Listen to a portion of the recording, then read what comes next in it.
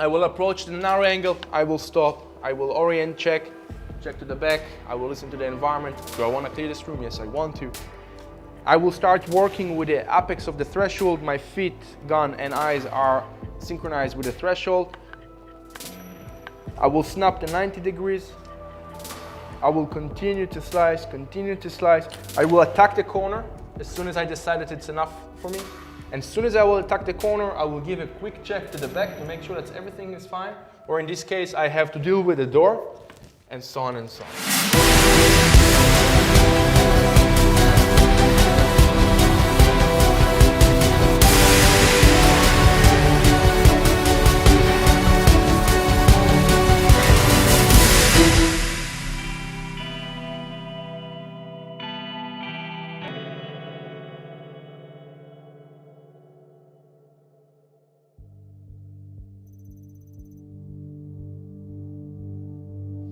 All right, so we talked about different types of room shapes in CQB. We talked about different type of entry angles. Now that you're aware about the danger and you're aware about the terrain that we have in CQB and that there is a lot of geometry into it, I want to talk really quick about the angles that are in play and their relevance, okay? Before we go into the team level tactics, we start with the one-man tactics, okay? Which means the individual working alone. Now, I know in the military and in the police, we always say there is no chance that you will work alone, right? It's always like you're working with someone or with a bigger team, you will never work alone. However, in reality, there will be situations which you will have to work alone. Can someone give me maybe an example? What do you think? Maybe you get sucked into room structures. For example, for example, I'm clearing a room and I'm with my entire team and we're dealing with civilians, which is, it adds to the difficulty of situations, and then someone recognizes, oh, well, I got that small door over there that is threatening my team, but no one is addressing it because we missed it. So in these small moments of time and place, you'll see people clearing small fractions of structures alone. Okay, and this is why it's important to understand how can I do it alone and efficiently. Or for example, in a situation where you have a disconnection, you lost the rest of your team. Or in moments when you are injured, you're behind, and now you have to work alone because your partner just got killed. Okay, so there are many situations where you have to work alone, okay? So right now you will get that concept, how can I work alone?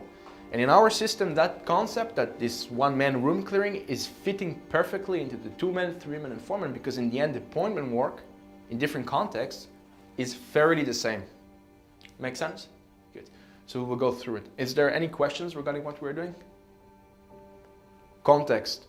When we're doing the next demonstration, we will work only on one room with an open door, worst case conditions, okay? We can start simple and to the point, okay? Good, let's go. Okay, when I was in the military, I had, let's say, in the beginning, a little bit of a hard time to understand all of the numbers and angles in play. And at some point, my team leader came and he took this measurement tool and he was slapping it on a box-shaped sketch on a wall. Now, from the moment that he did it, there was a set of angles which was visible for me. And he basically gave me the following principle. You want to be able to fight with what you can see and not what can see you. Or in other words, imagine that in every one of those blue angles, one person can stand with a gun and shoot a door. Meaning, if I'm gonna run through the door and I'm standing here, I am committing myself to a set of angles which I cannot handle equally. Make sense? Good. Therefore, we want to fight only with what we can see. The problem is, however, is that if I'm standing here, there is a big difference between this angle to that angle. Not only in terms of what I can control in different positioning on my side, but also in terms of the threat mobility. Okay? People tend to work differently if the sofa is positioned here or there, or if there is a door here, and so on and so on.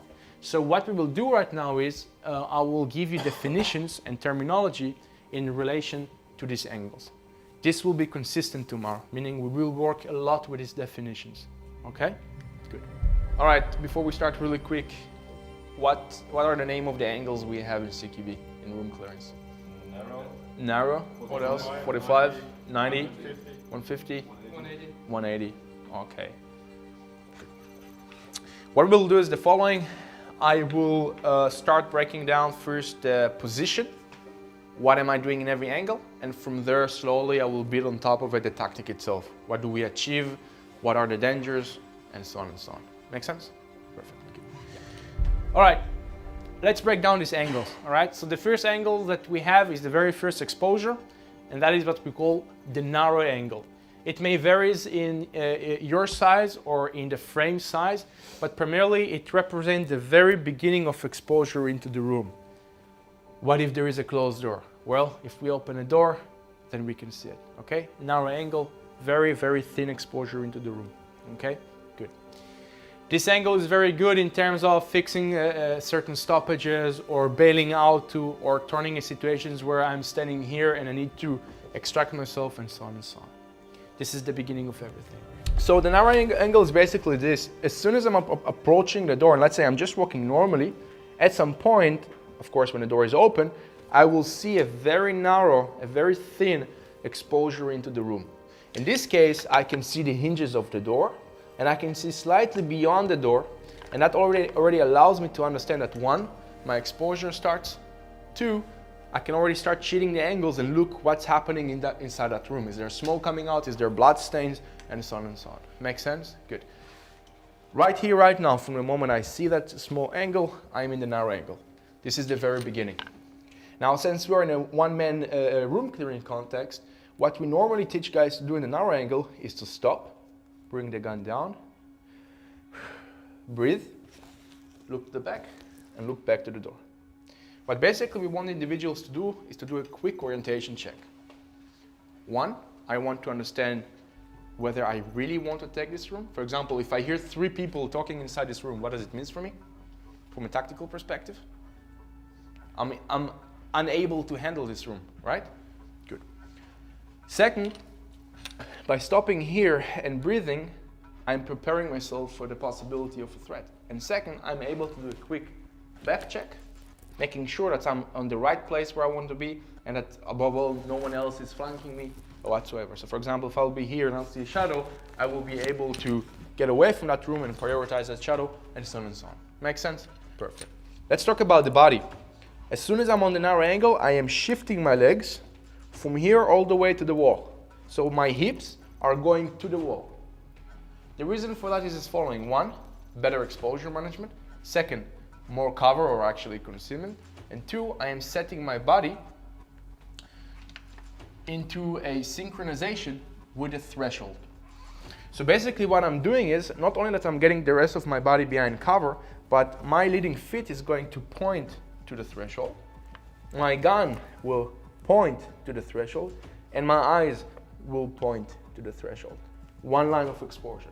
From here, it will be much more easier for me to handle the exposure and mobility.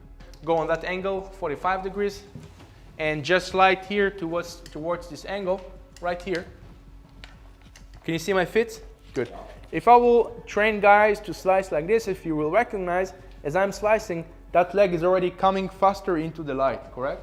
Now, watch this. If I'm changing the fit, put that light again, I'm out of that line. Not only this, it's much more easier to manage this exposure. And furthermore, I don't need to focus on it too much because I can feel where my feet is. Make sense? Last point, the mobility itself. My feet right now are preparing me for combat. I can run faster, I can move faster, and above all, and the most important, I can bail much faster from here if something happens. Make sense? Perfect. Okay, narrow angle, orientation check. I can stretch my head out if I want to. Look to the back, everything is fine. I want to work. From the moment I decided I want to work, my gun is going down slightly, not too much. I still need to see the flash hider, and from here I can start slicing. Pay attention to my feet. Everybody see this feet over here? It's pointing to the threshold. This is the leading feet. Everybody see that feet over here? This is the tailing feet. Okay? Good. 1 leg push. 1 leg pushes. Okay, and from here I'm starting to work and work and work. Then we have what we call the 45 degrees. The 45 degrees, as you can see, allows a person to communicate with the flank of the room while being concealed to the rest of the room. okay?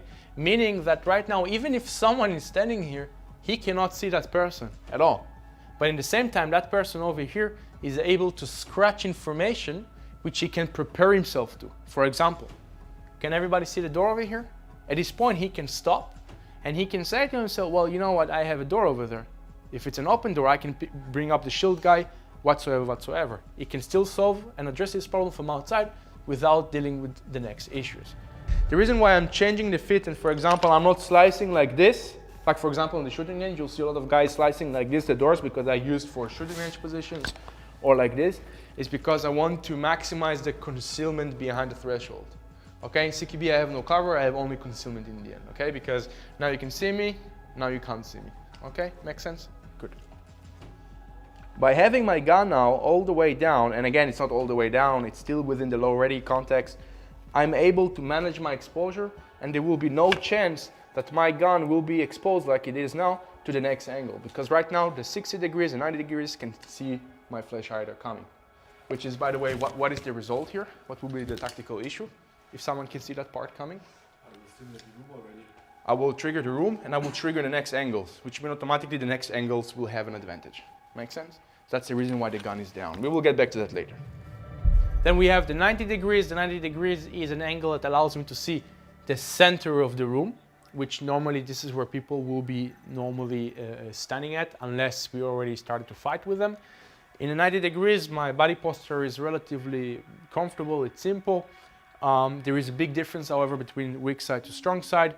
But long story short, my focus is becoming to the center of the room. This area is coming a little bit out of my peripheral view. And I want to address it again that even though people always talk about the fatal funnel as a deadly thing and that we should never stand in the middle of the door, I want to again highlight it that even if he stands right here, no one in this area can see him at all.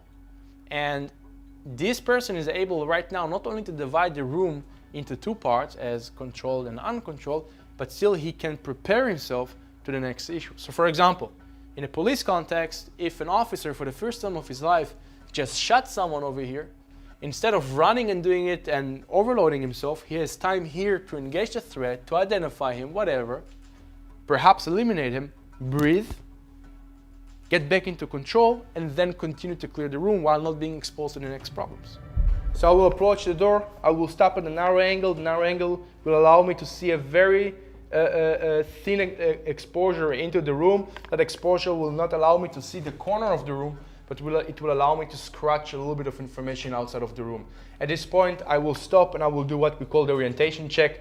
I will bring the gun down, I will look really quick on the threshold, I will breathe, I will listen. Why do I want to listen?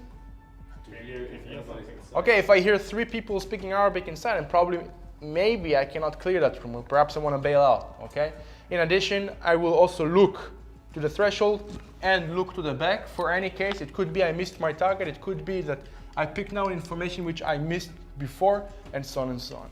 From here, I will bring down the gun, as we talked, hips towards the wall, leading feet points to the threshold, to the apex. My gun, the muzzle, is pointing to the threshold but lowered, and my eyes are above the gun, synchronized with the apex. From here, leg pushes leg. Everybody see it? That's all. Now I can see clearer into the room. I can do a shoulder check if needed to. What angle is coming now? 90, right? Small tip. It comes a little bit with feeling, but as soon as you're approaching the 90s, take it in one step. The reason for that is that we found out that between the 60 degrees to the 90, it is a very, very tricky angle that allows the threat often to see your gun, also if you will be like this.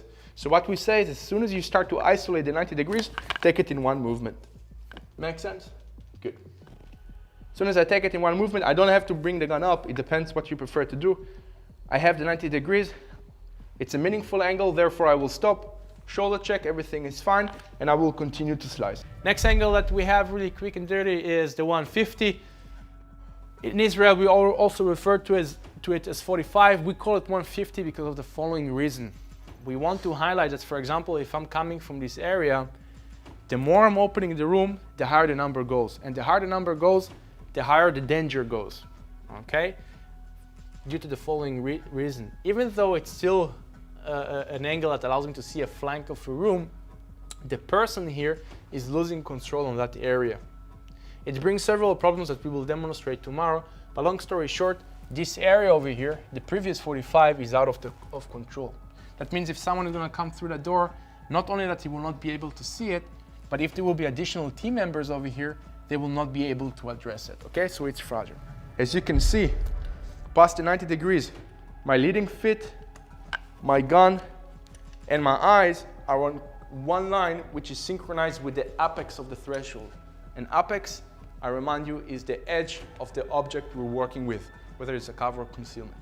Make sense? Good. Weapon goes down. Here comes a really important point.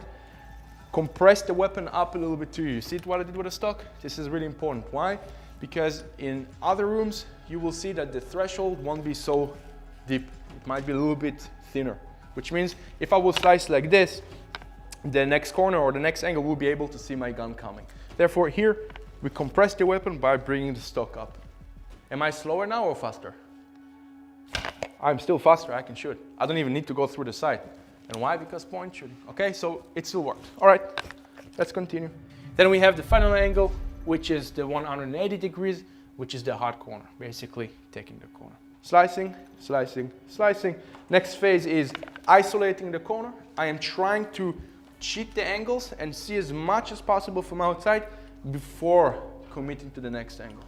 And eventually I will isolate, isolate, isolate, isolate, and as soon as I can, I will attack the corner. As I attack the corner, the gun goes out, my feet goes in, I see everything is fine. Shoulder check, if someone will trigger my attention, I can flinch out, or if I see someone running to me with a knife, whatever, I will flinch out, and so on and so on. What is important, however, to understand is that the feet has to go inside a little bit, flat on flat, be stable, so if something happens, I can go out, okay? Small tip, if you will be with your legs outside and you will lean too much into the room, you can fly into the room, which happened to you, right? So don't do it. All right, quick summary. I will approach the narrow angle, I will stop, I will orient check to the back, I will listen to the environment. Do I want to clear this room? Yes, I want to. I will start working with the apex of the threshold. My feet, gun, and eyes are synchronized with the threshold. I will snap the 90 degrees. I will continue to slice, continue to slice. I will attack the corner as soon as I decide that it's enough for me. And as soon as I will attack the corner, I will give a quick check to the back to make sure that everything is fine. Or in this case, I have to deal with the door, and so on and so on. Okay, so we isolate the rest of the problems. Right now we focus on this. Are there any questions? What about snapping in 90 degrees? Okay, let's do a quick rundown regarding this thing. So the reason why we teach guys to jump from, let's say, the 60 degrees to the 90 degrees, whether with a gun up or just like this, is for two main reasons. One, from our perspective, as long as we have local surprise, if someone will be occupying the room and he's not aware about my presence, or at least my, let's say, tactical presence, he will probably be in the center of the room. So if I'm able to catch him, surprise him, and have already a gun on him and control him already, better, right? Because I'm proactive. Second, remember this 60 degrees, 90 degrees issue that we have with the flash hider that is get exposed a little bit before? So if we teach it by default, guys, that as soon as they recognize that the 90 degrees is coming to make it one jump, and as you can see, I'm perfectly synced with my concealment, it will prevent, by default, the possibility of the simple individual fucking up with the exposure, okay? So for example, what we see often is that guys are coming around the concealment and they're creeping around like this. You see it? You can already see how my barrel goes into the room to the next angles, which I cannot see. Okay? However, if I'm coming from here, and then I'm gonna just jump and get the 90 degrees, maybe I jump two angles at once, but I just surprised, okay? So, in order to prove that it actually works, what we will do is the following. You will take a phone camera, okay? You will be in a low-ready position on the 90 degrees. It's like a gun, it's like a pistol, whatever. And I will try to attack you from the 90 degrees. As soon as you see me, doesn't matter what, you will try to get a picture. Let's see who was faster in terms of having a gun on the thread, okay? So, for example, I want you to shoot me with the camera of the phone as soon as you see any part of my gun, okay? Good. You ready? So you can see me? Yeah, you can see me now, right? I can't see you anymore. This is a typical issue with guys on the 60 degrees that they're coming around the corner. It takes them time until they can see you. Let's do the snapping the 90s, okay? What I showed you before. Again, new definition, snapping the 90s. All right. Okay, I wasn't able to see him. Now we'll do it the correct way. Okay, so let's see how it was. So as you can see, just the only thing he was able to film was a very small part of my body, but I was already behind concealment with a gun on him. I was able to identify him, and I was proactive and he is reactive. So if we learn it by default to do that, your level of competence is much higher, as well as survivability. Clear? Makes sense? Yeah. Makes sense for everybody? Perfect. Are there any questions? Yeah, Eli. But you're now standing a long time in the door frame, like in a fatal funnel. All right. So what bothers you, like the exposure? At the time I'm standing in the frame and not doing anything. Okay, you're all familiar with fatal funnel, right? Fatal funnel means what? In few words, you can tell me? Fatal funnel? It's the thinking that all the fire is coming through the door. Right, theoretically it would mean that anyone who stands in a door will die because a lot of bullets will fly to the door, right? It's true in relation to dynamic entries, because in dynamic entries everybody run already through the door, which means we trigger the room. In a slice entries, it's the opposite way around. Actually, fatal funnel doesn't exist unless there is a fatality. For the very simple reason. If I'm on a 90 degrees and you two, which is a perfect example, are standing here, you can't see me, correct? You can't see me. Okay, even if you will run towards me, because I'm all the time working with the apex of the threshold, half of my body is behind concealment. We can argue it's a cover, but I don't care. I'm calling it concealment, but I'm out of picture for you. So even if you will start shooting, I still have the possibility to bail out. Now, fun fact, and we can prove it, and again, human behavior, as soon as you will hear a loud explosion or you will see something that you will feel absolutely threatened by, what will be your natural reaction? Bail out, right? Flinch. So if right now you communicate with me this angle and you already see a very small part of my body, but I can still shoot you, and let's say you will surprise me by nature, I will do this movement. Can you see me? Not at all. Okay, so that's why we do it. So fatal funnel technically doesn't exist. Make sense? Good. Are there any questions? Yeah, if you conquer the 90, why you don't use the momentum and rush into the room like the normal dynamic thing we do in the past? So there is a variation in the past when we used to do it and actually teach it, which I don't do it anymore. It basically doesn't hold against force and force. And above everything, it just doesn't make sense anymore. Why? Because you basically collide dynamic with slice entries, okay? So if you're standing at 90 degrees, right? And from here, you will literally run into the room. You were defeating the purpose. I just now expose myself to the rest of the room, which has the highest probability to have a threat. Because if until here, I didn't encounter no one, and from here, I decide to run into the room, I'm committing myself to an entire set of angles with the highest probability of having someone there. Make sense? Good. So therefore, except for very specific situations, as soon as I will get the 90, I will continue to work. Also, training-wise, it's much more easier for you. Because then you don't have to learn how to run faster, how to do this, how to do that. Everything repeats itself. In the end here, it's a very consistent work of a few simple principles, and that's it. Make sense? Perfect. Are there any questions? No? All right. All right, let's go through this video really quick. It's merely for the purpose of visualizing the angles we just talked about. Right now you have a team approaching from the left side. So this will be the first angle. Is this a 45 or narrow angle? Narrow. That's narrow. It's very thin. Normally, if we are very honest, it will not allow you to see the corner, but it will allow you to scratch it. Tip, we're always looking for hands. Why? Because if someone is gonna hide or hold a weapon or something, normally it will stick out a little bit, okay? And you will be able to see the hands. From here, we will have the next general angle, and that will be the 45. Everybody can see the MP5? Perfect. That means if right now I need to deal with that person behind the closet, nothing can see me behind the wall. Even if something will come to me, he will need to come to me. He will need to come into the doorway, which is more comfortable for me rather than having someone behind me running into me. Okay, let's say I engage them. I have now time to prepare myself mentally and continue. Okay, 90 degrees exactly. As you can see, the room is divided. Depends a little bit how deep the room is. But long story short, the room is divided. Everybody can see now the level of complexity here. I have dead spaces here. Also, I have a woman over there, which maybe I need to handle in terms of come to me, or she's freaking out or whatsoever.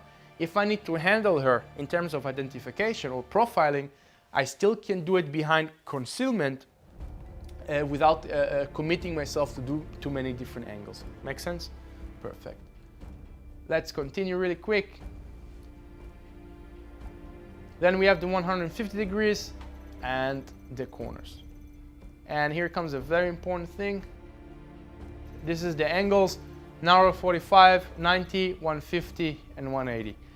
Everything you will learn tomorrow is based on this. There is small checkpoints between these angles, and I promise you, and we can prove it to you, that once you understand these angles and the relevance between these angles, meaning what can I use for stoppages, bailing out, proactivity, whatever, you will be able to manipulate the threat and win him, even if he's waiting for you.